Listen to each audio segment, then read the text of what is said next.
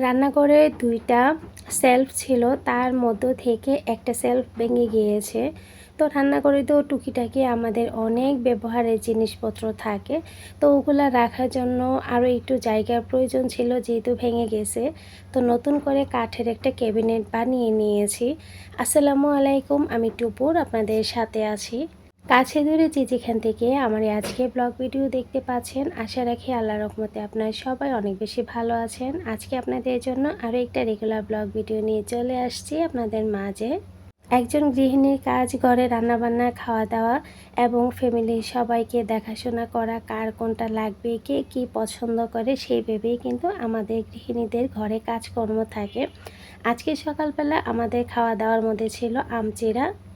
আমগুলাকে আমি ছিলে নিয়েছি, কিছু চিড়া নিয়েছি, পাউডার মিল্ক নিয়েছি আর অল্প করে একটু লবণ দিয়ে খেলে কিন্তু ভালো লাগে। অনেকে আছে চিড়া ধুয়ে পছন্দ করেন, কিন্তু আমি আবার ধুয়ে পছন্দ করি না। তো ধুলে না চিড়াটা কীরকম নরম নরম হয়ে যায়। তার জন্য আমি চিড়াটাকে ভালোভাবে ধুয়ে ধুয়ে না, এমনিতে বেছে পরিষ্কার করে খেয়ে নিই। আর চিড়াটা যখন আমি বক্সে রাখি তখন কিন্তু ভালোভাবে আমি একটু চেলে তারপর একবারেই আমি বক্সের মধ্যে রাখি। আসলে এক একজনের পছন্দ তো এক এক রকম। তো আমার একটু শক্ত শক্ত টাইপের থাকলেই ভালো লাগে চিবিয়ে একটু খেতে।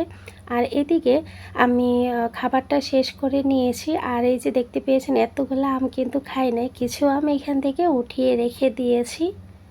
আমের সিজন মানেই কিন্তু ঘরে ঘরে আম, চিড়া, খই, মুড়ি এগুলা দিয়ে আমাদের সকালের নাস্তা অনেক পরিবারেই হয়ে যায় সকালের নাস্তা প্রায় সময়। আমাদের ঘরে তো হয়, কিন্তু বাচ্চারা বেশি একটা পছন্দ করে না, ছেলেটা পছন্দ করে, আবার আমিও পছন্দ করি, আম্মাও পছন্দ করে। মেয়ে ২টা খাবে কিন্তু এত আগ্রহ করে না, মাঝে সাঝে দিলে। আমাকে তো তিন বেলা যদি আম চিড়া দেওয়া হয় আমি ৩ বেলাই খেতে পারবো, আমার কাছে খুব ভালো লাগে। আম আমার খুবই পছন্দ। তো আম পছন্দ করে না এমন মানুষ কিন্তু খুঁজে পাওয়া খুবই কষ্ট, কারণ আম তো অনেক মজার একটা ফল। আর এই যে আমের সিজনে সবসময় ঘরে দেখবেন আমটা থাকেই। আর আমাদের বাড়িতে কিন্তু আম গাছও আছে, আবার বাহির থেকেও কিনে আনা হয়। আলহামদুলিল্লাহ আমাদের গাছে কিন্তু অনেক আম হয়, আর খুবই মজার কিন্তু আমগুলা আমাদের গাছের। আলহামদুলিল্লাহ। তো এখানে আমি দুপুরে কি রান্না করব সেই ভেবে ভিজিয়ে নিয়েছি কোরবানি ঈদের গরুর ভুঁড়ি আর কি, বট আর ভুঁড়ি অনেকে যেটাই বলেন আর কি। তো বটটাকে আমি ভিজিয়ে নিয়েছি, তো পরিষ্কার করা আছে, তারপরে যে কতবার পরিষ্কার করতে করতে অনেকটাই এখান থেকে ফেলে দিতে হয়েছে। তো আমি প্রথমে যে বটটা পরিষ্কার করা হয়, তারপর আবার আমি রান্না করার সময় আবারও পরিষ্কার করে নিই। তো পরিষ্কার করতে করতে অনেকটা বটে কিন্তু ফেলে দিতে হয়েছে। এখানে আমি একটা প্যান বসিয়ে দিলাম, তার মাঝে কিছু পেঁয়াজ দিয়েছি, পরবর্তীতে আরও কিছু পেঁয়াজ অ্যাড করব, তার জন্য এখন একটু কম করে দিয়েছি। এখন আমি পেঁয়াজটাকে হালকা একটু নেড়ে চেড়ে ভেজে নিব। যখনই পেঁয়াজটা হালকা একটু নরম হয়ে আসবে তখনই আমি এখানে আদা বাটা, রসুন বাটা, হলুদের গুঁড়া, মরিচের গুঁড়া, ধনিয়া গুঁড়া, জিরা গুঁড়া, স্বাদ মতো লবণ আর গরম মশলা গুঁড়া দেব। আমি এখানে আস্ত কোনো গরম মশলা দিব না, আমি সব গুঁড়া আর বাটা মশলা দিব আর কি। তো দিয়ে আমি এই যে বটটাকে রান্না করে নেব। আমাদের ঘরে একটু ফ্রাই ফ্রাই টাইপের বট খেতে পছন্দ করে সবাই।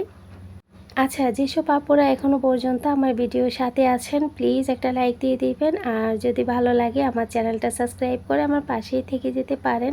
আর এরই মধ্যে যদি এই কাজগুলো করে থাকেন তাহলে আপনাকে অসংখ্য ধন্যবাদ। আর এখন এত পরিমাণে গরম, প্রচণ্ড পরিমাণে গরম। তো এখন সব মশলা দিয়ে আমি একটু পেঁয়াজ আর তেলের সাথে হালকা একটু নেড়ে চেড়ে ভেজে নেব। ভেজে নেওয়ার পর আমি এখানে সিদ্ধ করা যে বটগুলাকে দিয়ে দিব। তো বটগুলা যখন সিদ্ধ করছিলাম তখন অল্প একটু হলুদ দিয়েছিলাম, দিয়ে বটটাকে ভালোভাবে পরিষ্কার করে মানে সিদ্ধ করে তারপর আবারও আমি ধুয়ে নিয়েছি। দেখতেই পাচ্ছেন যে কতগুলা বট কতটুকু হয়ে গেছে। এগুলাকে আমি ভালোভাবে আবারও একটা একটা পিস করে আমি দা দিয়ে বসে বসে একটু একটু করে সবগুলো আবার পরিষ্কার করেছি। করে তারপর আমি সিদ্ধ করেছি, সিদ্ধ করার পর আবার ধুলাম, ধোয়ার পর এখন আমি রান্না করতেছি। বট অনেক মজার একটা খাবার, কিন্তু এগুলা পরিষ্কার করে খাওয়ার উপযোগী করতে করতে কিন্তু বেহাল অবস্থা হয়ে যায়, অনেক সময় লাগে এগুলা পরিষ্কার করা। আর প্রথম পর্যায়ে মানে গরু থেকে যখন বটটা বের হয় তখন তো আমি পরিষ্কারই করতে পারি না, তো তার পরবর্তীতে যতটুকু পারি আর কি পরিষ্কার করি। তো এই তো আপনারা দেখতেই পাচ্ছেন বটের কালার দেখে কতটা ভাজা ভাজা করে নিয়েছি। আমাদের ঘরে একটু ভাজা ভাজা বটটাই বেশি পছন্দ করে সবাই। এখানে আমি আরও কিছু পেঁয়াজ দিয়ে দিলাম, দিয়ে একটু ফ্রাই ফ্রাই করে নিয়েছি। আর এই বট ভাজাটা কিন্তু খালি খালিও খেতে অনেক বেশি ভালো লাগে। রাস্তার পাশেও দেখবেন বট ফ্রাইটা বিক্রি করে। পাশাপাশি গত দিনে কিছুটা তরকারি আছে, তার জন্য আর ওই ভাবে আর কেউ কোনো কিছু করা হয় নাই। তো শুধু বটটাকেই আমি ভালোভাবে একটু ফ্রাই করে নিয়েছি অল্প মশলা দিয়ে। এটা কিন্তু চাইলে খালিও খাওয়া যাবে, রুটি পরোটা ভাত সব কিছুর সাথেই খাওয়া যাবে, ভালো লাগবে। তো এই তো রান্না আমার কমপ্লিট, আর পাশাপাশি আমি ভাত রান্না করে নিয়েছি। বট রান্নাটাও হয়ে গেছে। তারপর দুপুরের খাবার দাবার সবাইকে দিব, দেওয়ার পর আমিও গোছল নামা শেষ করে খেয়ে নিব।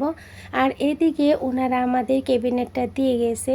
যেদিন ক্যাবিনেটটা দিয়ে গিয়েছিল ওই দিন আবার আমি রোজা ছিলাম, তো আম্মাও রোজা ছিল। আর এদিকে ক্যাবিনেটটা দিয়ে গেছি, ক্যাবিনেটের কাজ কিন্তু শেষ হয় না, নিচে একটা লক দেওয়ার সিস্টেম করে দিতে বলছি। কারণ হয়েছে আমি কিছু জিনিস গুছিয়ে রাখার মতো করে আমি গুছিয়ে রাখবো আর কি। যখনই রেকটা ভেঙে গিয়েছিল তখন থেকে আমার মাথায় ঘুরপাক খাচ্ছিল যে আমি কিভাবে বানাবো। আর আপনাদের ভাইয়া তো বাহির থেকে অনেক রান্নাঘরের জিনিসপত্র নিয়ে আসে, তো ওইগুলো যেন আমি গুছিয়ে রাখতে পারি।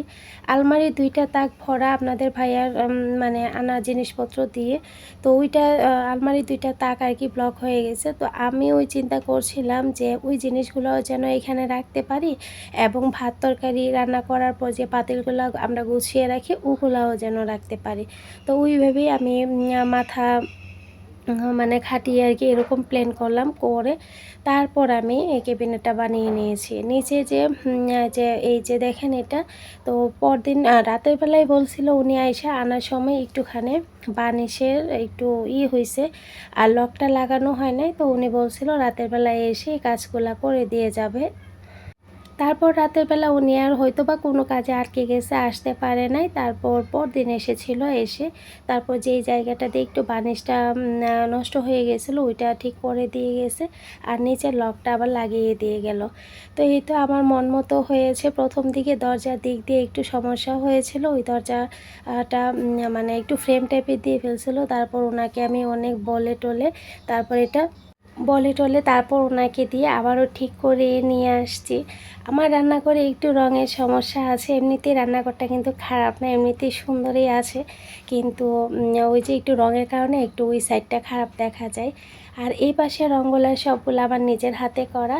তারপর ওনাকে যেহেতু একজন মানুষের একটাকে রেডি করে ফেলছে, তো তার জন্য যে খারাপও লাগে বলতে, তো ওনাকে বললাম যে ভাই আপনাকে অন্য কিছু মনে না করলে ভাই এটা আমাকে ঠিক করে দেন, কারণ এই দরজা আমি একেবারেই পছন্দ করি না। তো আমার রান্নাঘরে আরও ক্যাবিনেট আছে, তো ওগুলাও এরকম প্লেন দরজা আমার কাছে কাজ হিবিজিবি ভালো লাগে না। তো উনি নিচের যে ওই যে 2টা দরজা আছে না, এগুলাকে একটু করে ফেলছে, কি বলে ফ্রেম টাইপের করে ফেলছে। তো তারপর ওনাকে অনেক বলার পর উনি বলছে ঠিক করতে পারবে। আমি বললাম যে কষ্ট নিয়েন না, আপনি আমার একটু ঠিক করে দেন। তারপর উনি আমাকে ঠিক করে দিল। আপনাদের ভাইয়া পারে না বিদেশ থেকে আমাদের জন্য পুরো দোকানটা উঠিয়ে পাঠিয়ে দিতে, কিন্তু যাদের কাছে দিবে ওনারা তো আর আনবে না। আর ওভাবে জিনিসপত্র পাঠানো যায়। আর আলহামদুলিল্লাহ আপনাদের ভাইয়া যেহেতু প্রত্যেক বছরে আসে, তো কার্টুন করে তো আর জিনিসপত্র পাঠানোর দরকার নাই, তার জন্য আপনাদের ভাইয়া বলে, কিন্তু আমি না করি। কিন্তু ওনার কাছ থেকে একজন লোক আসছে, লোকের কাছে এগুলা দিয়ে দিছে। যার কাছে দিবে ওনারও তো পরিবার আছে, ফ্যামিলি আছে, উনিও তো অনেক জিনিসপত্র নিয়ে আসে। তো তার জন্য আমি যে কি বলে তার জন্য আপনাদের ভাই যতটুকু সম্ভব একটু একটু করে দিয়ে দিল। তো মাথার তেল দিয়েছে, তারপর ফেস ওয়াশ, শ্যাম্পু আর কন্ডিশনার দিয়েছে। তো এগুলা দেখাচ্ছি, আমলা, তারপর প্যারাশুট, তো এই মানে হিমালয়া দিছে, কি বলে ফেস ওয়াশ দিছে।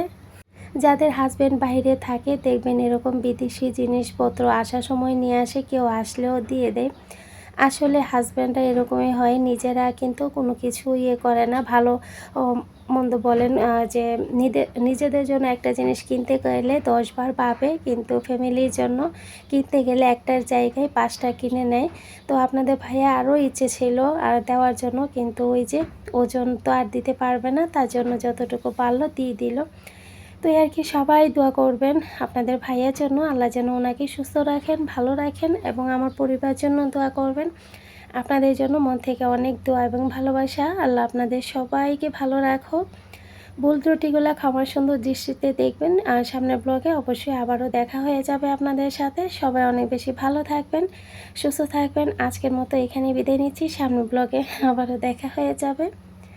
এই তো, আল্লাহ হাফেজ।